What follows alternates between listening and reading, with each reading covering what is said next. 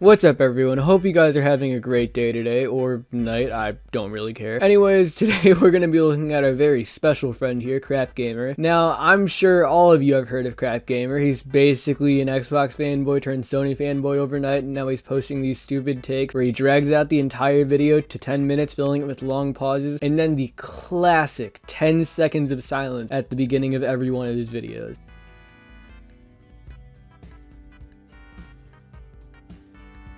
I get asked. Damn, you love to see it. But anyways, I've been looking to make fun of crapgamer for a while now, mostly because his entire YouTube channel, along with JTech, is just an absolute goldmine of the most retarded takes I have ever seen. So today, we're gonna be looking at a 40-year-old man-child rant about console wars for 10 minutes. And if that doesn't sound sad to you, then, well, I don't know what does. I mean, I'm a fucking freshman in high school, and everybody knows that console wars are fucking stupid. And the fact that a dude in his 40s is still avidly participating in console wars really just worries me. It makes me just want to bring humanity to an end as a whole. But anyways, enough shit. Let's just jump right into this and find out why the Xbox Series X is just a complete waste of money. Unscripted.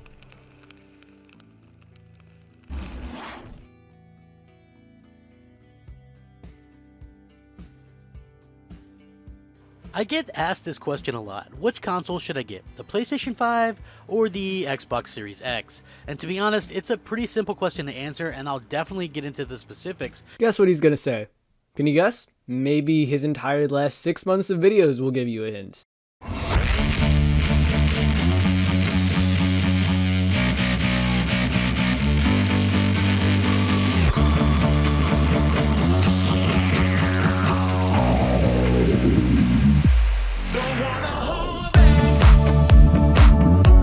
Exactly what I mean. I also want to reiterate that I'm giving my own personal opinions here, and I don't think you should spend your hard-earned money based on what someone else's opinions are on video game consoles. I have to be completely upfront and honest about that. I give my personal opinion because people ask it, but one of the reasons I felt so bad about last generation was I would tell people, hey, you definitely need to get an Xbox. Get an Xbox One. Get an Xbox One X. You know, and then one day Phil Spencer fucking roasted you on Twitter and you got all salty and switched to PlayStation? Sounds about right. You know, the games are coming. Trust Phil Spencer. In Phil, we trust. And all this kind of stuff. And at the end of the day, none of that stuff panned out. And I ended up feeling pretty horrible about telling people to actually go get that console. But the first thing I want to talk about here is price. Obviously, the Xbox Series X is a $500 and, you know, comes with a disc drive. The PlayStation 5 disc version is also $500 and obviously comes with a disc drive as well. Now, where the interesting part is the PS5 Digital, which is $399 and does all the same things as the disc version of the PlayStation 5 minus the disc drive. So you're getting a ton of bang for your buck here. Now, if you're thinking the Xbox Series S might be a steal at $300, consider that it too is digital only, but only half as powerful as the PlayStation 5. So what? It's meant for people who don't care about frame rate or resolution and just want to play fucking games. It's not meant for you. That's simple. And where did you get the idea that it was only half as powerful as the PS5? Oh, wait, that was just something you pulled out of your ass with nothing to back it up. Never mind, continue. Comes with less memory and less storage.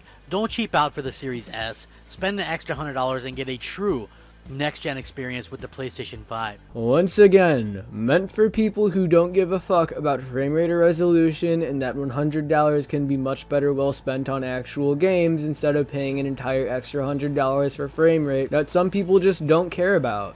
Now, I've been of the opinion since these prices were announced that Microsoft should have probably just released a discless Xbox Series X and called it a day. Compete directly with Sony and their discless console. But Microsoft decided to hold themselves back as well as the industry by releasing a starter console. How are they holding the industry back? It's been shown that the Series S can run all of the games that the Series X and PS5 can, just downscaled, so you might get worse graphics, a lower resolution, or a lower frame rate. You might not like this, but releasing a next-gen console with ray tracing and an SSD for $300 is fucking insane. And I can guarantee you that if Sony were doing the same thing, you'd be dick-sucking them off until the end of time. And it actually holds gaming back this generation as a whole.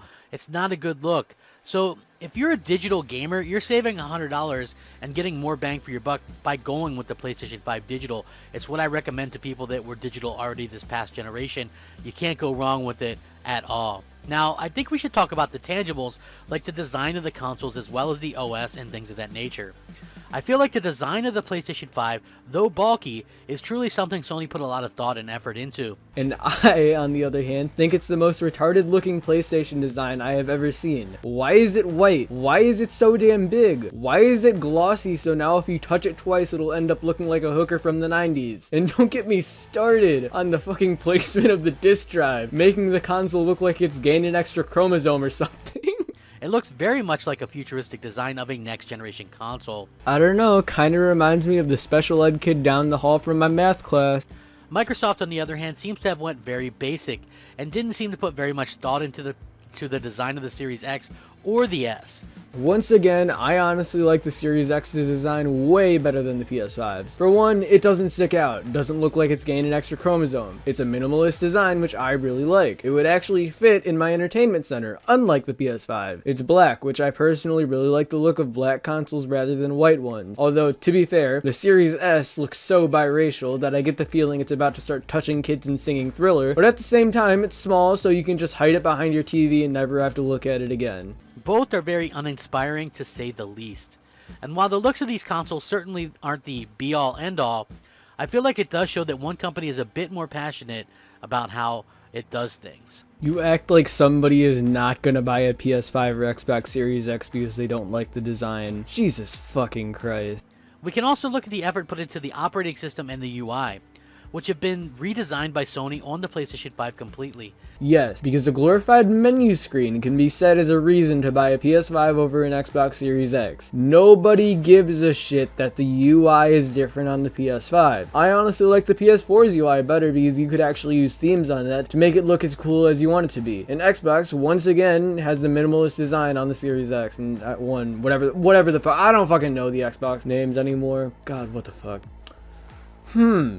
It seems like there's a trend here with the minimalist designs of Xbox. And while it isn't perfect by any means, it does exude that next generation look and feel, along with the responsiveness that we come to expect with the new generation of consoles.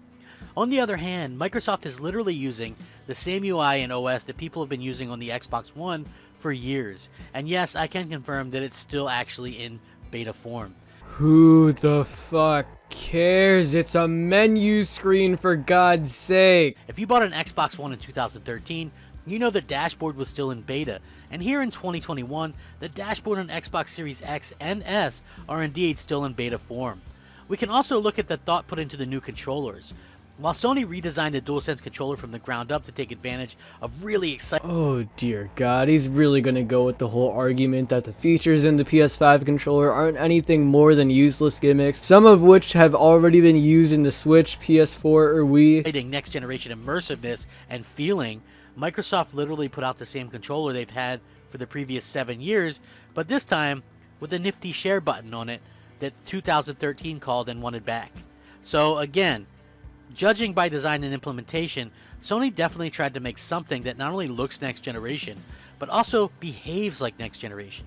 It is special vibrations, tech that has been used in the Wii, a fucking touchpad, and triggers that don't change the gameplay whatsoever. Not to mention, not a single one of these new features they hype up in the PS5 are ever going to be used in a meaningful way that actually changes how you play games, unless it's just tacked on to the point of being a bother. Happened with the Wii, happened with the Wii U, happened with the Switch, happened with the PS4, and now it's gonna happen again with the PS5. Xbox knows that nobody gives a shit about fucking vibrations that are only going to be used once or twice outside of a tech demo, so they go, might as well let people save their money and just let them use the controllers they already have instead of forcing people to go out and buy new controllers that are now more expensive than the old one. So while Sony actually put forth the effort with design of the PS5 itself, the controller, and the UI, Microsoft did the bare minimum, and in some cases did nothing to change it at all. They didn't do the bare minimum, they saved people money. Personally, I'd go with the company that acted like they actually gave a damn, but that's just me. Now, let's talk about services. This is probably where you expect Microsoft would win easily, but not so fast. To date, you still need to pay for Xbox Live Gold to play free-to-play games online. PSN, PC, and even Nintendo Switch do not require this. And while Microsoft is finally going to change this at some point this year, I have my arms out, maybe, sometime, they didn't really elaborate. They've literally charged people hundreds, if not thousands of dollars over the years to play Fortnite, Apex, Warzone, and other free-to-play games online. Just like PlayStation and Nintendo have been charging people money to play online. And where the hell were people paying thousands of dollars to play online? PlayStation Plus is on a roll lately, giving us a few great games every single month. Oh, bullshit. The only games that PS Plus gives you are shitty indie games, remasters of games that nobody cares about, games that came out years ago and have already sold to their maximum potential, or games which prices have already dropped down to $20. Sometimes new releases and newer PS5 games.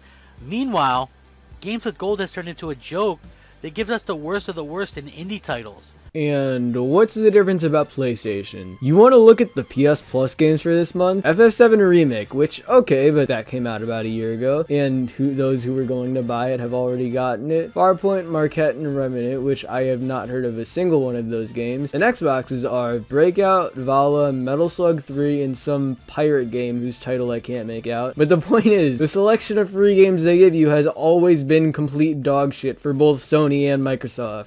We can look at Game Pass Ultimate, which is $180 a year and includes Xbox Live Gold with EA Play. The main selling point of Game Pass is supposed to be big AAA exclusives that Microsoft puts into the service day and date.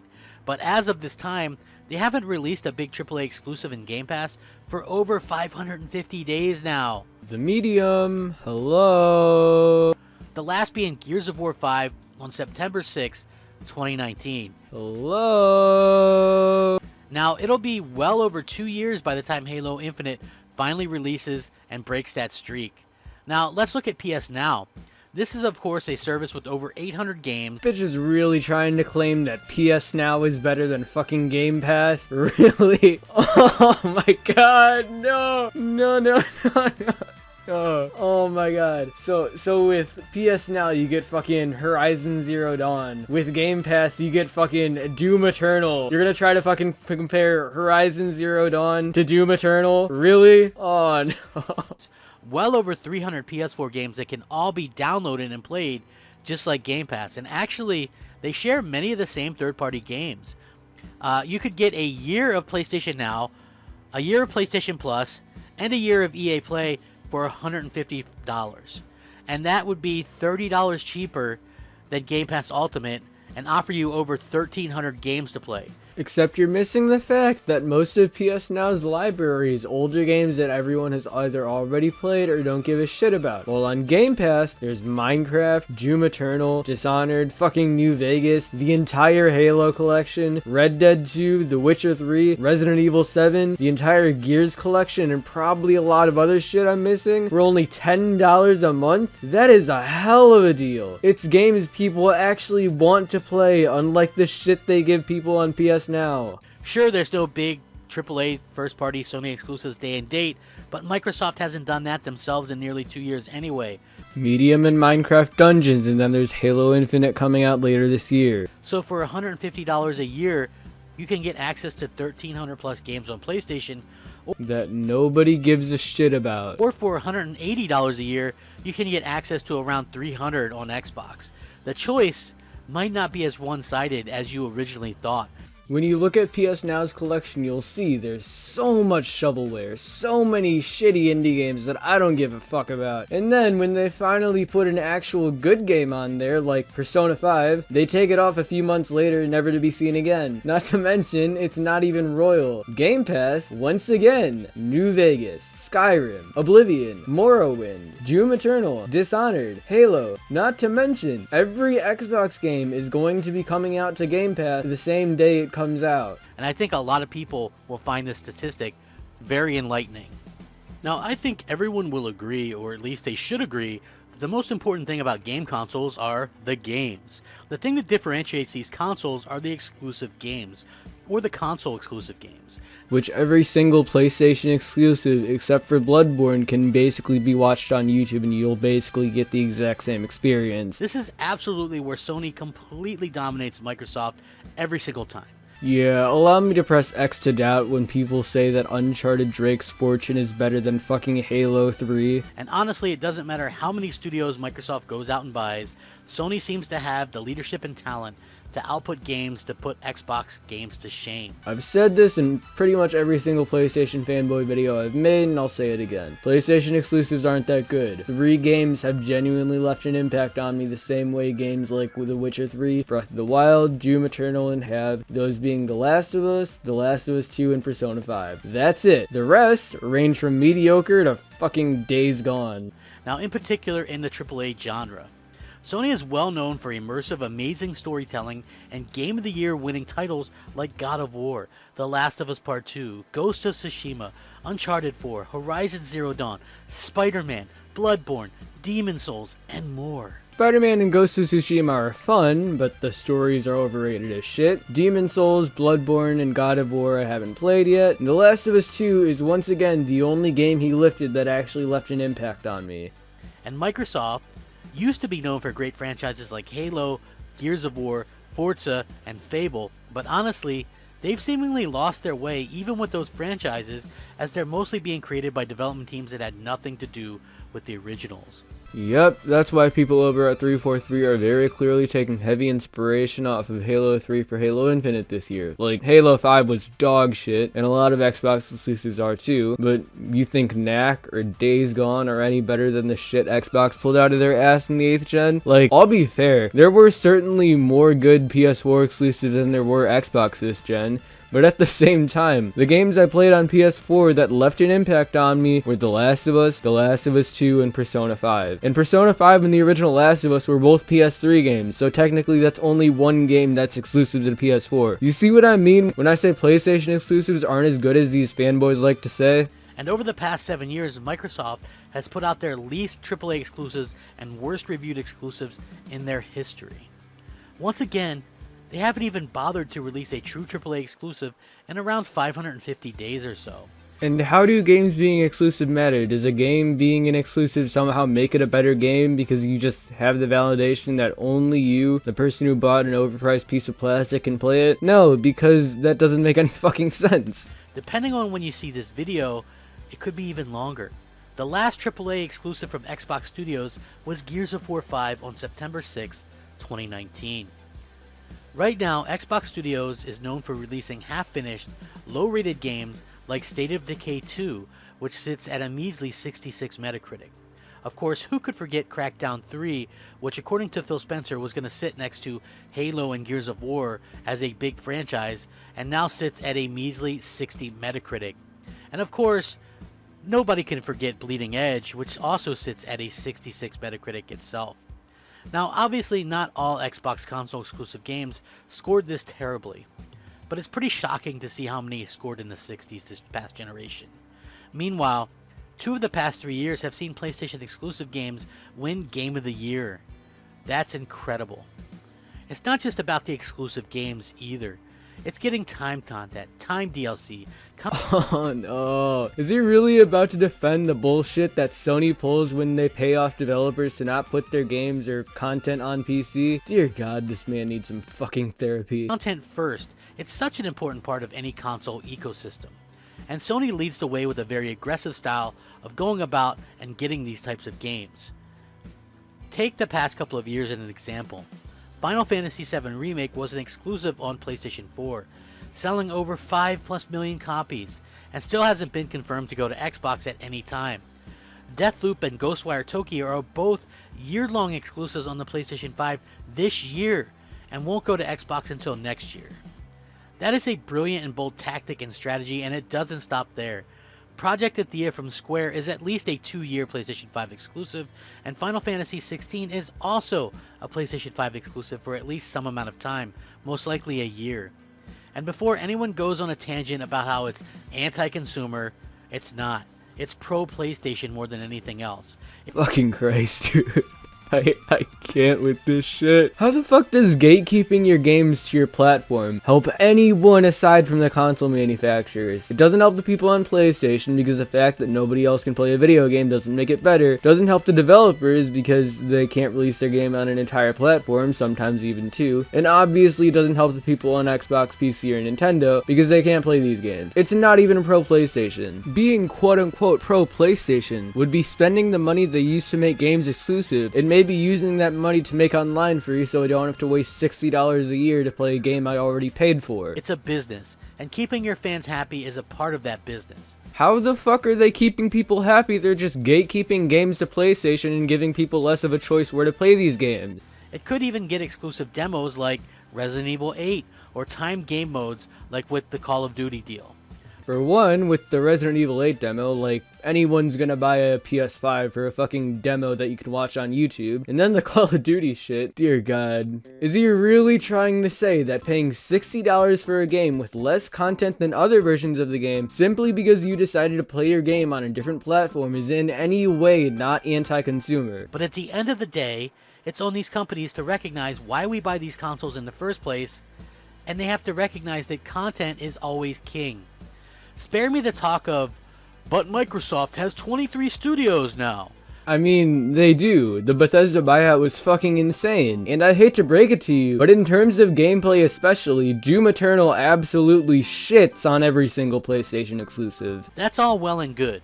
And perhaps in 3 to 5 years' time, we might start seeing the fruits of that labor. But as of right now, it's still been over 550 days since Microsoft's first party output a AAA exclusive game for their fans. I mean, I guess that's true, the medium wasn't exactly that big, but what game did PlayStation release in 2019 that was an absolute dog shit? Shut the fuck up, Days Gone and Death Stranding apologist. I said games that weren't absolute dog shit. And the general lackluster nature of the games over the years leaves a lot to be desired. So for right now, at this particular moment, all the reasons to buy one console over another land in Sony's favor, and the PlayStation 5 is the only console really that anyone should be considering at this time.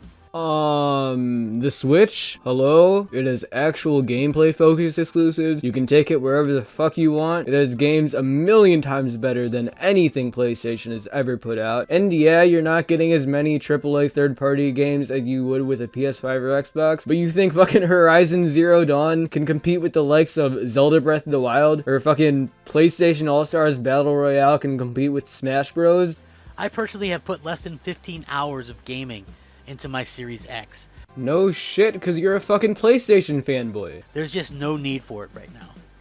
And there's really no need for the PS5 either if you're like looking at it in the same way you're looking at it in the Xbox. I mean, what does it have coming out this year? Demon's Souls is the one allegedly good exclusive, and that's literally a remaster of a PS3 game. Absolutely nobody gives a shit about Returnal. Horizon Zero Dawn, we haven't even gotten any gameplay for that game, or even know a release date. We're almost a quarter into 2021. And then God of War, I will literally come in my dead grandmother's mouth if that game somehow comes out in 2021 without it being a buggy broken mess. We haven't even seen a fucking cinematic trailer for that game yet, and they say it's coming out in 2021. That's definitely not gonna happen. Games coming exclusively for it are years away.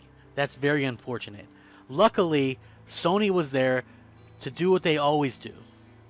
Provide gamers with something to look forward to. Again, what the fuck is coming out this year for the PS5? That event they showed back in February didn't show shit, which is really giving me the feeling that they don't have anything coming out.